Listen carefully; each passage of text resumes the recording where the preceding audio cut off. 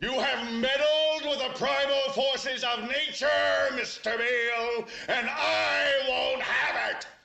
Is that clear? You think you merely stopped a business deal? That is not the case. The Arabs have taken billions of dollars out of this country, and now they must put it back. It is ebb and flow, tidal gravity. It is ecological balance. You are an old man who thinks in terms of nations and peoples. There are no nations. There are no peoples. There are no Russians. There are no Arabs. There are no third worlds. There is no West. There is only one holistic system of systems. One vast and immane, interwoven, interacting, multivariate, multinational dominion of dollars.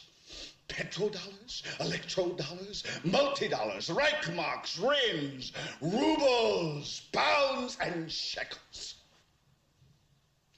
It is the international system of currency which determines the totality of life on this planet. That is the natural order of things today. That is the atomic and subatomic and galactic structure of things today. And you have meddled with the primal forces of nature. And you will atone. Am I getting through to you, Mr. Beale? You get up on your little 21-inch screen and howl about America and democracy. There is no America. There is no democracy. There is only IBM and ITT and AT&T and DuPont, Dow, Union Carbide, and Exxon. Those are the nations of the world today.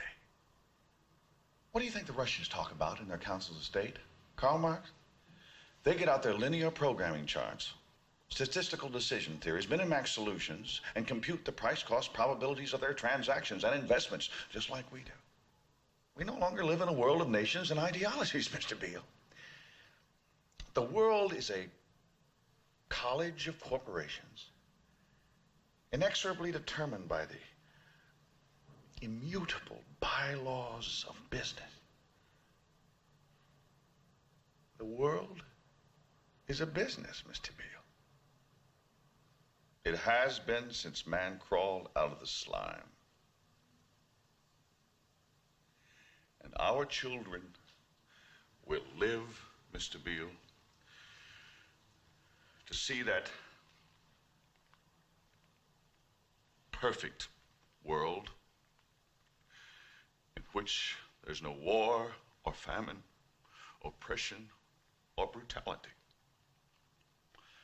One vast and ecumenical holding company for whom all men will work to serve a common profit, in which all men will hold a share of stock, all necessities provided, all anxieties tranquilized, all boredom amused.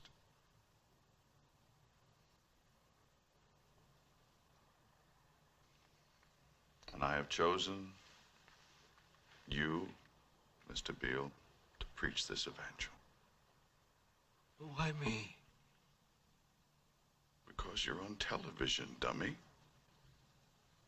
60 million people watch you every night of the week, Monday through Friday. I have seen the face of God. You just might be right, Mr. Beale.